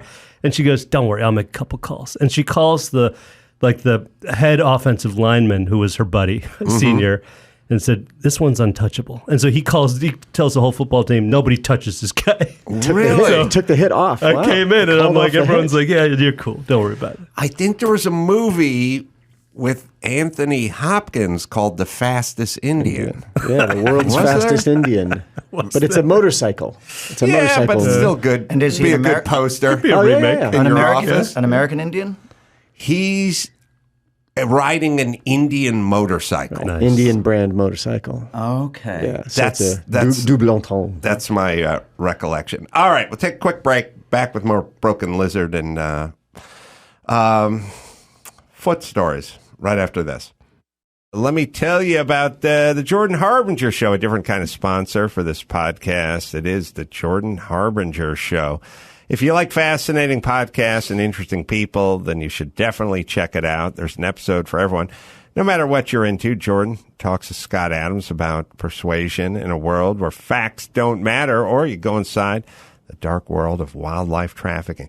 You'll always find something useful to apply to your own life, like routine changes to boost productivity or slight mindset tweaks to change how you see the world. We enjoy the show. We've had Jordan on a few times, been on this show. He's been on me and Drew's show a few times. we know you're going to as well. So it's the Jordan Harbinger Show. That's HARB as in boy, IN as in Nancy, GER. And you find it on Apple Podcasts and wherever you listen to finer podcasts. It's the Jordan Harbinger Show.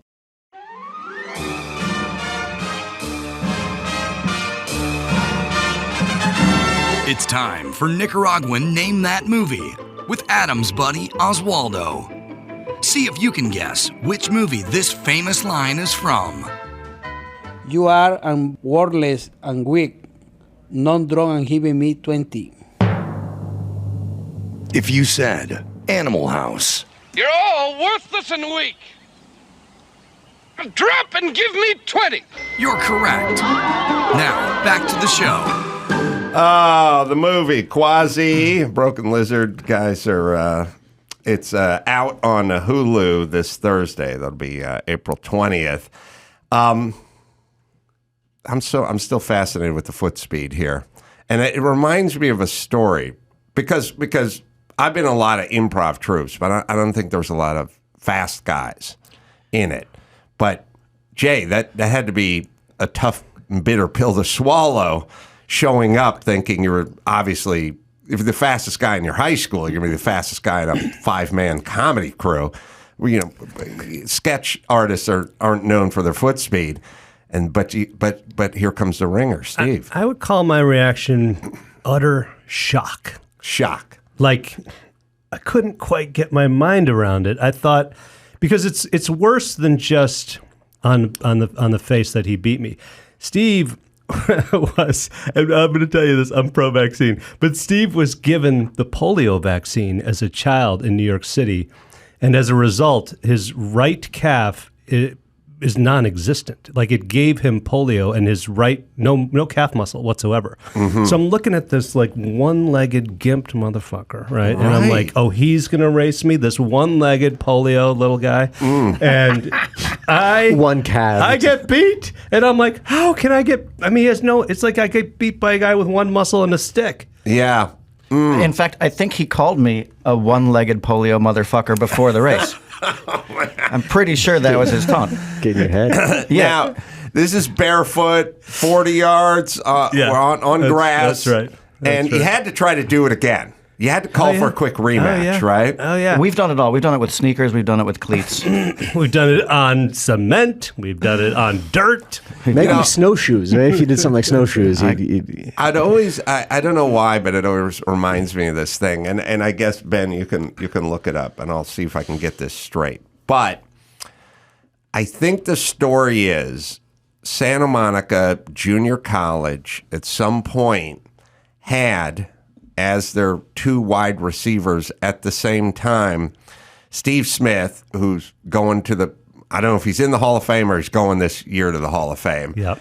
And I think Chad Ochocinco Johnson were the two guys. Now, no one knew who they were. They just happened to show up at Santa Monica Junior College in 1991 or whenever the hell it was, right? And I always think about the dad of the third wideout who wasn't getting any playing time, who's like, you were all Valley at Chatsworth. Right. We were going to go to Santa Monica for a year just to get your grades up, and then you were going to transfer to UCLA. What? You're sitting on the bench. What is going on? At a JUCO. Yeah, Steve Smith and Chan, they played together. They showed up at the same junior college in Santa Monica. And so that's what I think of when I think of you and Steve at Broken Lizard. I want to take on the state. I mean, you destroy these guys. That's the thing. It's like, a lot has been made of our speed rivalry, but like we need to band together and take on those fucking polio one-legged motherfuckers. In a relay. Sorry. Yeah. Relay's great. We'll do a 200 meter.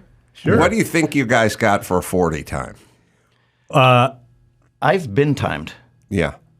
But whatever I say right now is going to be a lie because I don't remember. But I know what mine is. What is it? 5-4.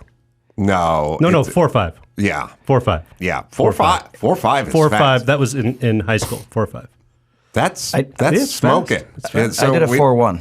No. Yeah, I did a 4-1. My trainer, I had a trainer for a moment, and he timed me. For a trainer for speed or just a trainer?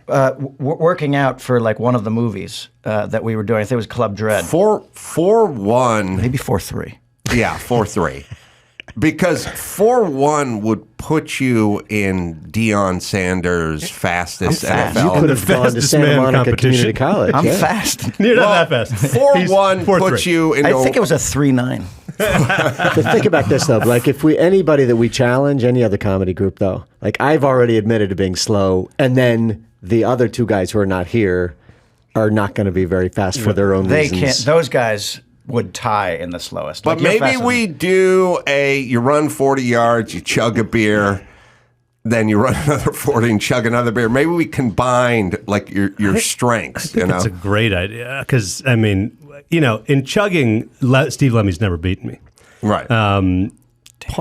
In chugging, Paul Soter's never beaten anybody. I beat Steve last night. We went to Anaheim Ducks game. I don't think so. He was so bad that the usher came and wiped up all the beer around his seat. To be fair, it was a wide cut. I just didn't expect all that beer. Excuses it like assholes. You guys chugged a beer last night at the Ducks game? At the Ducks game, yeah. Wow. It's a competitive group you guys have assembled. Yeah. But it plays well on the Diamond Division. I mean, that crowd went fucking bonkers. Like, you're not used to seeing that at a ball game, guys suddenly standing up on the Diamond Division and chugging beers. It was... But we're used to it like a normal chug is like 10 ounces, right? And this was a 20-ounce beer. They brought us these huge beers. Wait, freezing cold 20-ounce beers to chug. Did the camera show up first?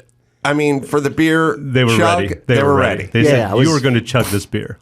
It was a staged event. It was on our itinerary, and then you chug a beer between periods. Really? But they told us we're not allowed to do this. So they said, you can't tell anybody that we made you do it. And then we immediately have now gone on a podcast the next day and told everybody that they made us do it. You know, it's a weird beer-related rule.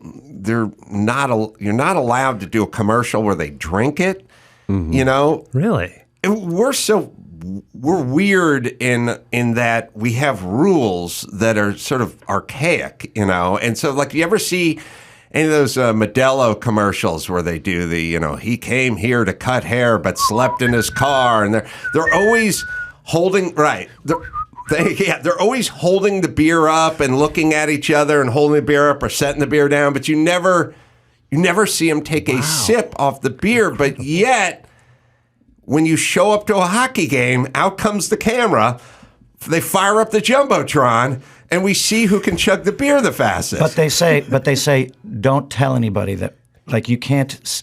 We don't want to be responsible for telling you that you're going to have to do this. So don't tell anybody that we're like, but we're going to do it. Kevin chugged the beer the fastest, as he always does. All right, let's see. What else? Oh, what was I missing from here? I know, Jay, you and I have lamented in the past about Rotten Tomatoes and the way they score things. I've been burned a couple of times. I bet.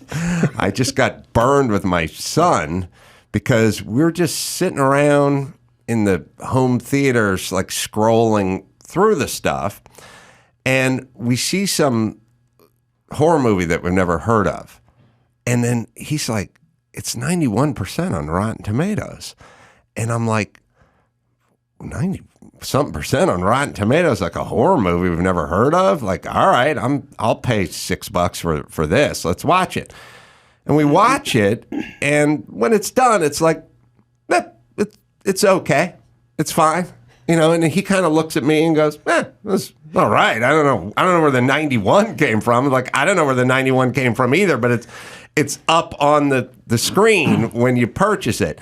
First off, you got to put the fucking audience score on there too. You can't just have the critic score because it's a woman who's empowered and she's being like stalked by a serial killer, and then she ends up beating the shit out of him.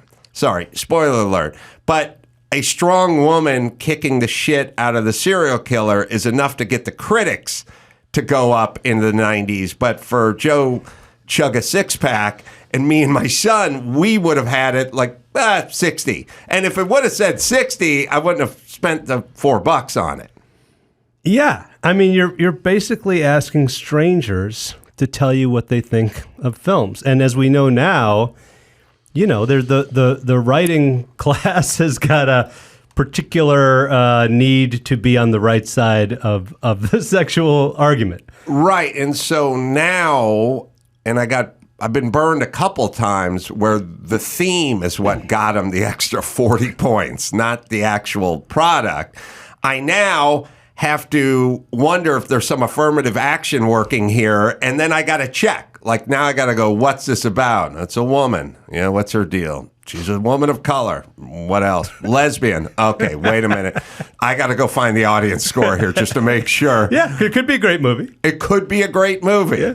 But this movie was 55 with the people, and that was a more accurate representation of the score. Well, you taught your son a lesson. Yes. You should hate all minorities and females. Yes, I taught him well. Don't listen to the stupid Rotten Tomatoes because it's a corrupt piece of garbage website. Yeah, but you were talking about building something to rival that. I built an app called Vouch Vault, and the idea is that it's like the Instagram of recommendations. So if you follow me, you'll see that I like the show The Offer. And I like the Chris Christopherson song "The Taker," and the sushi restaurant in Studio City called Kazunori. Yeah, and you're just like, me, right? So you know the kind of stuff I like, you know the kind of movies I like, and then so you go, okay, I trust him, so I'll try this movie. Right. So like we all would say, you have to see Love and Death by Woody Allen. That's right. And no one I know ever sees that. They've seen all the Woody Allens, haven't seen that one. So you would go, oh, you got to check out Love and Death because I love it, and we love it. And then chances are they'd love it. Yeah, and you'd see the other movies that I also loved, and you'd be able to determine, well, he liked Life of Brian and Holy Grail and Love and Death. Okay, so maybe I've seen Holy Grail and Life of Brian, so I trust him on this, instead of some random at the LA Times saying, this is a great movie. You're like, well, who are you? Where are we at? Let's top 3 comedies. Let's say Everybody and Broken Lizard, or just good movies. Don't have to be balls to the wall comedy per se. I can answer that quickly. Yes, go ahead. Spinal Tap is the best comedy of all time. Yeah, in my view. Yeah, I think that The In-Laws with Peter Falk and Alan Arkin. Arkin. Yeah, has got the best timing and best 2-man performance. Is just, I think they're equal. They're incredible. They're fantastic, and a zany plot. And then 48 Hours, I think, is the greatest movie of all time, which is, really? I think, because it's super real and tough and violent and very funny. You're right. And Nick Nolte is getting in that last sort of like racist hero character before everything turned. Right. And then you go back and watch him, you're like, it's really a funny character. Steve, what do you think? I love Dumb and Dumber. I love Life of Brian. I think is a genius comedy. It's smart comedy. And then Trading Places was the Eddie Murphy movie for me. That I couldn't get enough of it. I kept going back to the theater, and I would laugh so hard I would cry. What would it sound like if your dad was telling us his favorite movies? Well, he would always say, "Does it have nudity?" Everything on HBO. Then we got HBO. He was like, "Is there nudity?" And I'm like, "Plenty of nudity, plenty." Paul. Blazing Saddles is my number one. Because I also like Westerns, but also that's just, I just think it's perfect. Yeah.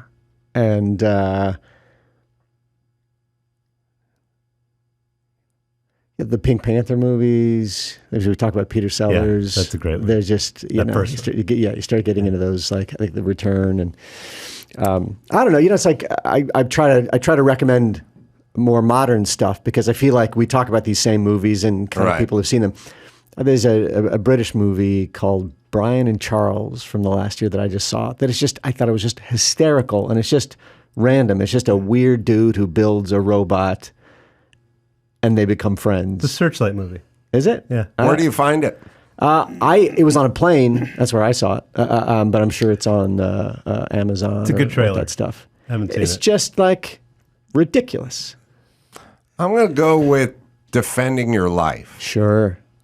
I just think I kind of like that, like in the theme of crimes and misdemeanors, where it's a comedy, but there's some important things going on, some messages that are on a deeper level. Like Defending Your Life is philosophically like a brilliant movie. Mm-hmm. It's basically you live your life and you're fear-based, and if you do it that way, you're never moving on. And it's just got a great message. Kind of Albert Brooksy, because I like Lost in America too a lot as well. Mm-hmm. But and I don't know if everyone has seen Lost in America or Defending Your Life, but you definitely should. I have seen neither of them. Oh, really? Yeah, Defending Your Life is fantastic, and it's Meryl Streep, so it's like Defending Your Life is like kind of brilliant. Yeah. It's really. I saw the Spanglish one. Wasn't that also Albert Brooks? Probably. I mean, he has. I like that one. Some movies. Wait, that was Adam Sandler? And Tia Leone. Yeah. Or Leone. Oh, God, we don't know. Love Tia Leone. But if you haven't seen Lost in America or Defending Your Life, I mean, that's I sometimes that's an assignment. I sometimes pretend to have seen it, but I'm here with you, and I'm like, I'm just going to tell him the truth. I could have been like, yeah, right, that's a pretty goddamn good movie, but I didn't. What would it sound like if your dad had pretended to see it? I'll ask. Are you ready? I'll interview. What's your dad's name? Arcot. You ever seen Defending Your Life? Oh yes, it's very good with Albert Brooks. Yeah. What were which top 3 scenes? Well, it is all about his life and how much he likes to defend it, because he makes good decisions and bad decisions, and then when it is all said and done, he has defended his life. I love the scene in the comedy club. Right. That's a funny scene. Very good. Yeah. Very funny. Yeah. Well, it's in the comedy club. Sure. It's Albert Brooks, you know. Right. Is there nudity? Nothing to this. Steve's dad? Steve's dad. Oh, Jay, I'm thinking about just cutting this short and telling you just to go watch that movie right now. Yeah, I will. I will. It is. You will not be disappointed. I will. I just think that guy. I think he's.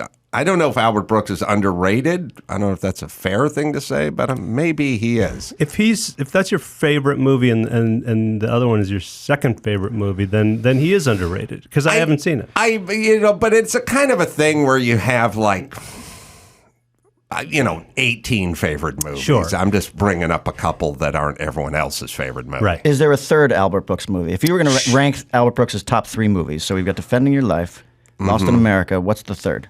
I think it's modern time, modern romance, modern problems, Yeah, there was a Modern Problems movie. But Chevy Chase? Oh, that's Chevy Chase. Snorts like a blue. Saw that in the theater. Cleaning powder. No, he's behind.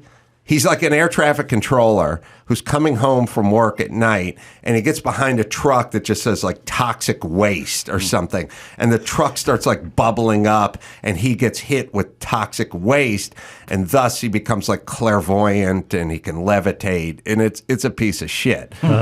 But modern romance, yeah, people like that one. But yeah, Broadcast News. That's an Albert Brooks movie. He's acting. That's a great movie. It's an ensemble. That he acts in it. I don't think that's an Albert Brooks movie. No, you're right. All right. I always felt bad for Albert Brooks in that movie, and that was actually my introduction to Albert Brooks. Was that character in Broadcast News who was kind of a loser? Oh, when he finally gets his big break and he's flop sweating all over. Yeah. I love, oh my God, now I'm thinking about all those great scenes that you need to see, Jay, as a filmmaker yourself. By the next time I come back, I will have seen both those movies. Or you won't be coming back. Okay. That's fucked up. Well, that'll be a fun thing. In order for me to come back, I'll have to watch those movies and submit a review in my dad's voice. Well, you should look up what is the Rotten Tomato meter score on Defending Your Life. Please. Oh, all right. I bet it's 90. Solid. Solid 96. It's revisionist, probably. They won't too. give comedies a 96. Well, that's the question, right? Well, I Like think that's a an interesting classic- game to play. It's like what we should wager on if we think the tomato meter versus the audience score is higher. Which one is higher? I feel like in Defending Your Life, I think the critics will be a little higher because it was a kind of it was a little bit esoteric, you know. It wasn't just, oh, we're going to see a comedy. It was very thoughtful, you know, and maybe the audience was let down a little by that. But I bet the audience score is in the 70s. I bet the critics in the 90s, audience score in the 70s. What do you think, Steve? Okay. What would your Adam, dad sound like if he was wagering a guess? Does Meryl Streep show her tits? Because that is plus 10 points. Plus 10 points. Jay, what would your dad sound like if he was going to go with an audience score and a critic score? I do not like this whole Rotten Tomatoes business whatsoever. So I will not participate. Okay, so no participation. He took a stand. I'll say it's like 91 with the critics and 83 with the people. All right. Okay. We play a Rotten Tomatoes game on this show every once in a while. 98. Oh, I did get 83. 83. Nice. With the people. 98. 98. It's a goddamn comedy that's at 98% on Rotten Tomatoes. Now let's take a look at Super Troopers 2. But so what's funny is like look at the tomato meter. That's 40. That's 40 reviews, and the movie you were just talking about that you thought wasn't very good had 64. So weird, like a random horror movie that none of us has ever heard of had 64 reviews to create the tomato score. I think but Defending Your Life only has 40. I think it's because of the timing. I think it came out. This movie's 20 years or 30 there weren't years 1,000 old. critics. Right. Well, and a lot of those, like the critics who are winding up on Tomato Meter are like, you know, websites and Randos. things like that. Yeah. Yeah, randos. Like Grandma's Reviews, which Right. she reviewed Beer Fest out of Arizona, Grandma's Reviews, and she said, I didn't like it because there was too much drinking. Oh, really? And I'm like, it's an ode to binge drinking, Grandma. What would your Indian grandma sound like if she was writing that review? I think that if you're going to be on the talk shows, you have to wear a suit. Sounds like something your grandma would say. All right, the movie is called Quasi. It premieres on Hulu. That is this Thursday, April 20th. Thanks, guys. This was a good time. You can go to adamcarolla.com. I'll be at Jimmy Kimmel's Comedy Club this Thursday, May 11th, and then again at June 15th. You just go to adamcarolla.com. I'm coming to Oklahoma City. I'm coming to Monterey. And until next time, this is Adam. For Jay and Steve and Paul saying mahalo.